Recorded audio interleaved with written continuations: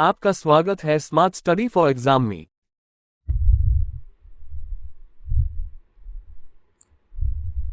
Hello friends, हम प्राचीन भारतीय इतिहास का अध्ययन कर रहे हैं और यह प्राचीन भारतीय इतिहास पीसीएस प्री, वनडे एग्जाम्स और मेंस के लिए उपयोगी सिद्ध होगा। हमने जो अभी तक पढ़ा वह प्राचीन भारतीय इतिहास स्रोतों के आधार पर वर्गीकरण को पढ़ा, मनुष्य के उद्विकास को देखा, पाषाण काल को पढ़ा। अब हमने जो पीछे वीडियोस में जो चीजें पढ़ी हैं, समझी हैं, उसको एक भुरभुरी नज़र पर देख लेते हैं। इतिहास की आधारभूत समझ को हमने यहाँ से विकसित किया कि इतिहास को किस प्रकार से हम समझ सकते हैं, जान सकते हैं। स्रोतों के आधार पर वर्गीकरण को देखा कि स्रोतों का किस प्रकार से वर्गीकरण किया गया है, पुरातात्विक स्रोत और साहित्यिक स्रोत में।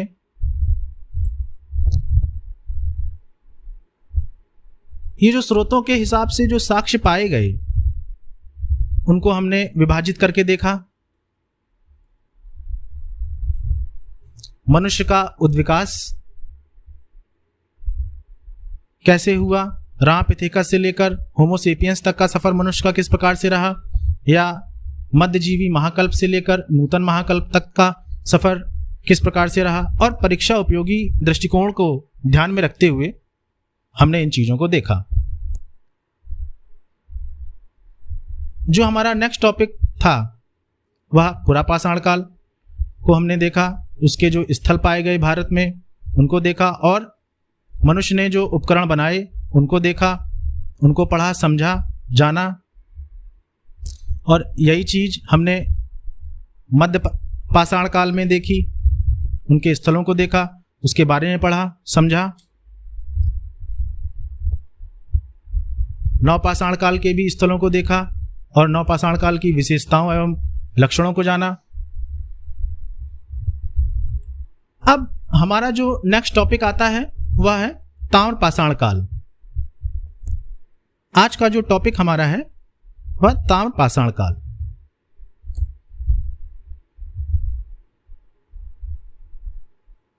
नवपाषाण का अंत होते होते धातुओं का इस्तेमाल होने लगा।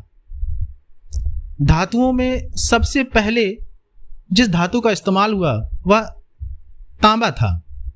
इसकी शुरुआत हुई यहां से। अब पत्थर के औजारों के साथ साथ तांबे के बने उपकरणों की भी शुरुआत हो गई। इसलिए इस काल को ताम्रपाषाण या चारकोलिथिक युग कहते हैं। जिस ग्रामीण सभ्यता की शुरुआत नवपाषाण काल के अंत तक हुई थी, उस ग्रामीण सभ्यता ने ताम्रपाषाण काल के लोगों को ग्रामीण समुदाय में रहना सिखा दिया। अब लोग एक समुदाय में रहने लगे हैं और वे बस्तियां बसा के रहने लगे हैं। तो ये लोग बस्तियां बसा के रहने लगे। सर्वप्रथम ताम्रपाषाणिक लोगों ने ही प्रायद्वीपीय भारत में बड़े बड़े गांव बसाए। और ये गांव कैसे थे? ये ग्रामीण सभ्यता से संबंधित थे। इनकी संस्कृतियों को नवपाषाणीय ताम्रपाषाण संस्कृति नाम दिया गया। अब जो हमारे प्रश्न पूछे गए हैं कि मनुष्य ने सबसे पहले किस धातु का उपयोग किया, वह तांबा है। और ताम्रपाषाण काल को किस और नाम से जानते हैं? वह चारकोलिथिक युग। ग्रामीण समुदाय में कब से लोग रहने लगे? ताम्रपाषाण काल से। दक्षिण भारत में जो संस्कृतियां मिली वह नवपाषाणीय ताम्रपाषाण संस्कृति मिली। यहां से हमारे बहुत सारे क्वेश्चन पूछे गए हैं और पूछे जाने की संभावना है। अब नेक्स्ट देख लेते हैं, ताम्रपाषाण काल की जो बस्तियां थीं वे लुप्त किस कारण हुई? शायद सूखा पड़ गया था। और जो हमको साक्ष्य मिलते हैं इनके लोप होने का, वह 1200 ईस्वी पूर्व तक का समय हमको पता चलता है। केवल जोरवे संस्कृति ही जो महाराष्ट्र में पाई गई है वह 700 ईस्वी पूर्व तक जीवित रही।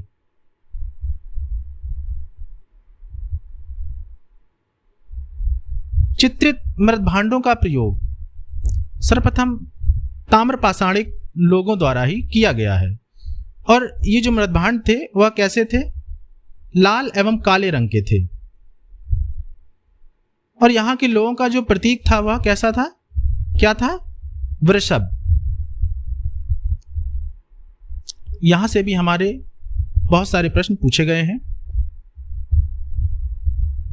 अब हम देख लेते हैं कि जो नवपाषाण काल की बस्तियां हैं जो भारत में पाई गई वह कौन कौन सी हैं और कहां कहां हैं।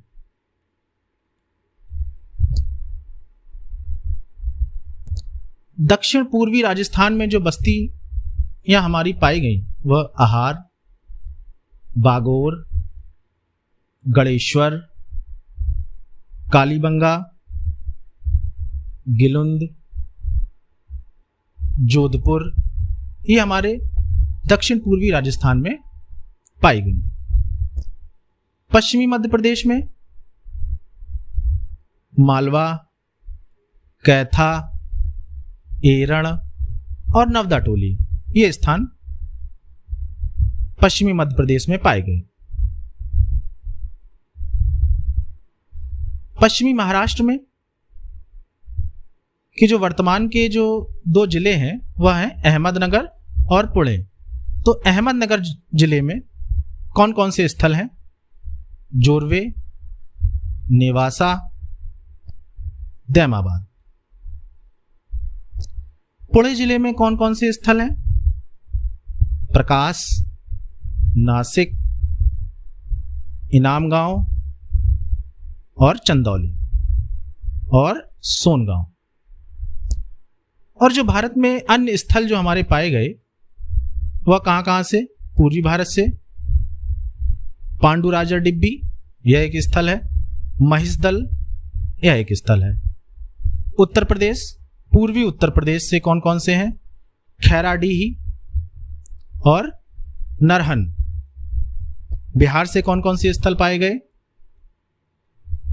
चिरांद, सेनुवार, सोनपुर और ताराडीही।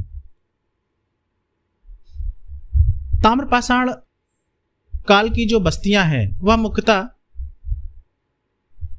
3 जगह से परिलक्षित होती हैं। इसमें दक्षिण पूर्वी राजस्थान, मध्य प्रदेश और पश्चिमी महाराष्ट्र।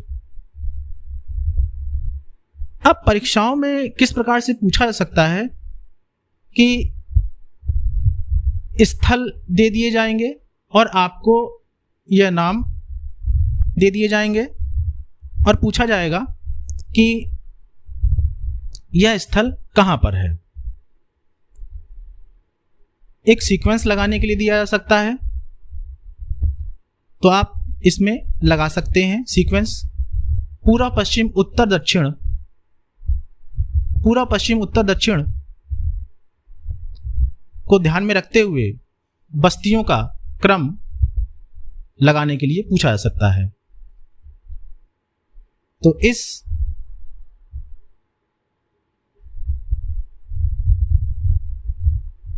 चित्र से या डायग्राम से हमको यह सारी जानकारियां मिलती हैं। अब हम देख लेते हैं कि हमारे जो मुख्य स्थल थे दक्षिण पूर्वी राजस्थान, पश्चिमी महाराष्ट्र और पश्चिमी मध्य प्रदेश से संबंधित जो भी हमारे महत्वपूर्ण तथ्य हैं उसको हम देख सकते हैं। दक्षिण पूर्वी राजस्थान से बनास घाटी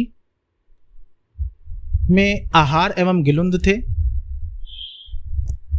आहार को ताम्रवती यानी तांबे बनाने वाली स्थल कहा गया है। जोधपुर में गैरिक मृदभांडों का सबसे मोटा जमाव पाया गया। गणेश्वर से हड़प्पा को तांबा निर्यात होता था। कालीबंगा और गणेश्वर ने हड़प्पा की उदय की पृष्ठभूमि बनाई। तो यहाँ से टू दी पॉइंट क्वेश्चन पूछा सकता है हमारे पीसीएस प्री, वनडे एग्जाम्स और मेंस में आंसर राइटिंग करने में ये आपकी बहुत मदद करेगा। पश्चिमी महाराष्ट्र से में जो जोरवे संस्कृति हमको मिलती है वह पूरी ग्रामीण सभ्यता है, लेकिन इसके जो इनाम गांव और दैमाबाद है वहां से नगरीय सभ्यता मिलती है। यह इसकी बहुत बड़ी विशेषता है। जोरवे स्थलों में सबसे बड़ा नगर जो मिलता है वह दैमाबाद है। यहां से सर्वाधिक कांसे की वस्तुएं मिलती हैं। इनाम गांव से 5 कमरों का मकान और मातृ देवी की प्रतिमा के साक्ष्य हमको मिलते हैं। और पश्चिमी महाराष्ट्र में जो मृतक थे उनके शरीर को घर के फर्श में उत्तर दक्षिण दिशा में दफनाते थे। उत्तर दक्षिण कैसे? ये हमारा उत्तर हो गया और ये नीचे दक्षिण हो गया, ऐसे, और घर में ही दफनाते थे। पश्चिमी मध्य प्रदेश में मालवा मृदभांड ताम्रपाषाण मृदभांड में सबसे उत्कृष्ट माना गया है। कैथा और एरण की बस्तियां ताम्रपाषाण की सबसे प्राचीन बस्तियां हैं। कैथा और एरण सबसे बड़ी ताम्र निधि गुंगेरिया से प्राप्त हुई। नवदा टोली इस काल का, इस पूरे ताम्रपाषाणिक काल का सबसे बड़ा स्थल है, जिसका उत्खनन एच.डी. संकालिया द्वारा किया गया। इस स्थल से अधिकांश अनाज के साक्ष्य मिलते हैं।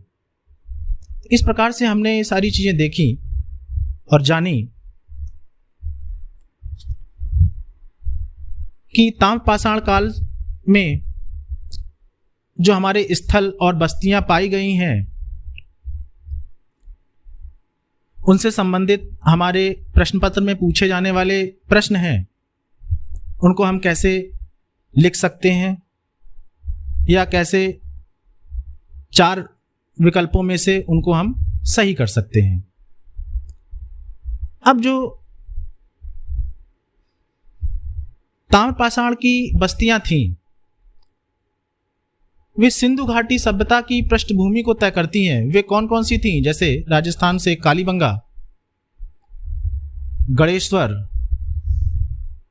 बनावली और पाकिस्तान से कोटदीजी आदि स्थलों ने सिंधु घाटी सभ्यता के उदय की पृष्ठभूमि बनाई। तो जो हमारा नेक्स्ट टॉपिक रहेगा वह सिंधु घाटी सभ्यता रहेगा। इसमें हम सिंधु घाटी सभ्यता से संबंधित सारे क्वेश्चनों को एक साथ एक माला में पिरोते हुए और पूरे सभ्यता का डिस्कशन करेंगे।